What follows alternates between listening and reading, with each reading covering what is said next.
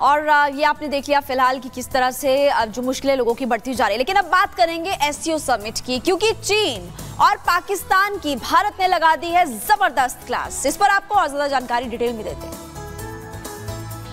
बिल्कुल, देखिए आतंकवाद पर किस तरीके से अटैक हो रहा है, जरा ये भी आपको विस्तार से बता देते हैं, क्योंकि एक बैठक हुई है एससीओ की बैठक। इस बैठक में आखिर क्या कुछ कहा गया है, क्या फैसले लिए गए। एसओसी समिट में भारत की दहाड़ जिस तरीके से देखने को मिली है, इससे पाकिस्तान जो है वो चारों खाने च्युत हो चुका है। आतंकवाद के मुद्दे पर पाक जो है अब लगातार घिरता हुआ नजर आ रहा है। साथ ही चीन पाकिस्तान को खरी खरी सुनाई गई है। आतंक विश्व के लिए खतरा है, ये भी इस समिट में कहा गया है। इसके अलावा आतंक पर जो आतंक परस्त हैं उनको अलग थलग करने की अब एक रणनीति इस बैठक में भी बनाई गई। इसके अलावा चीन को भी भारत को दो टूक एलएसी विवाद बातचीत से सुलझाएं, ये भी लगातार देखिए कहा जा रहा है। जिस तरीके से विवाद लगातार देखने को मिल रहा है एलएसी पर, इससे भी सुलझाने की बात जो है हो रही है। लेकिन सवाल यही कि जिस तरीके से आतंकवाद को लेकर ये समिट हुई, इसमें जो बड़े फैसले लिए गए हैं, इससे पाकिस्तान जो है वो एक बार फिर से बौखलाया हुआ है। तो इस आपको ग्राफिक्स के जरिए पुनीता ने बताया कि किस तरह से इस पूरे मामले को लेकर मीटिंग में देखिए एससीओ बैठक में भारत ने चीन और पाकिस्तान की जबरदस्त क्लास लगा दी। विदेश मंत्री एस जयशंकर ने पहले बैठक में तो प्रधानमंत्री मोदी का संदेश पढ़कर सुनाया और फिर चीन और पाकिस्तान के साथ विवाद के मुद्दे पर दोनों देशों को जबरदस्त खरी खोटी सुना दी। अंतर्राष्ट्रीय मंच से भारत ने पाकिस्तान और चीन को क्या संदेश दिया है, इस रिपोर्ट को आप देख लीजिए।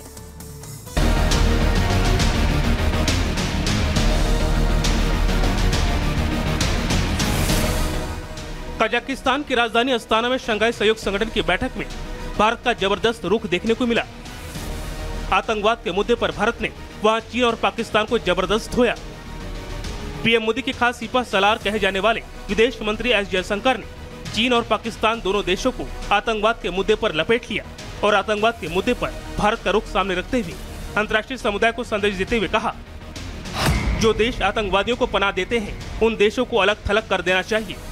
अगर आतंकवाद को बेलगाम छोड़ दिया गया तो ये क्षेत्रीय और वैश्विक शांति के लिए बड़ा खतरा बन सकता है। कजाकिस्तान की राजधानी अस्ताना में भारत का यह संदेश इसलिए भी अहम है क्योंकि एस जयशंकर जहां भारत के प्रतिनिधित्व कर रहे हैं, तो वहीं इस बैठक में पाकिस्तानी प्रधानमंत्री शहबाज शरीफ से लेकर चीनी राष्ट्रपति शी जिनपिंग और रूसी राष्ट्रपति व्लादिमीर पुतिन भी मौजूद थे।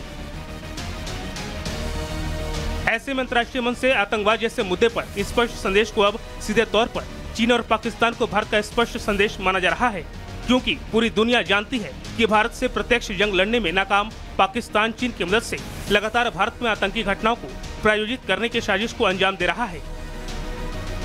इतना ही नहीं, शंघाई सहयोग संगठन की बैठक में विदेश मंत्री एस जयशंकर ने चीन के साथ चले आ रहे वास्तविक नियंत्रण रेखा यानी एलएसी विवाद पर भी खुलकर देश की राय रखी है।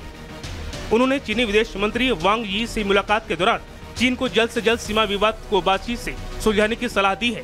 तो वहीं चीन की चालबाजी को देखते हुए पीएम मोदी का संदेश दो टूक लफ्जों में दे दिया। विदेश मंत्री ने कहा, वास्तविक नियंत्रण रेखा का सम्मान करना और सीमा क्षेत्रों में शांति सुनिश्चित करना आवश्यक है। आपसी सम्मान, आपसी संवेदनशीलता और आपसी सम्मान के तीन सिद्धांत भारत और चीन के बीच द्विपक्षीय संबंधों का मार्गदर्शन करेंगे।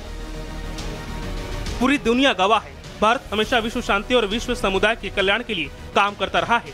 साथ ही भारत ने वैश्विक संकट के बीच सामने आकर हमेशा इसकी मिसाल भी पेश की है। ऐसे में एससीओ के मंच पर भारत ने एक बार फिर दुनिया को संदेश दिया है कि उसकी नीतियों की ताकत के तौर पर देखा जाए, वरना विपरीत परिस्थिति में भारत को माकूल जवाब देना बेहतर आता है। Bureau report, Republic Bharat.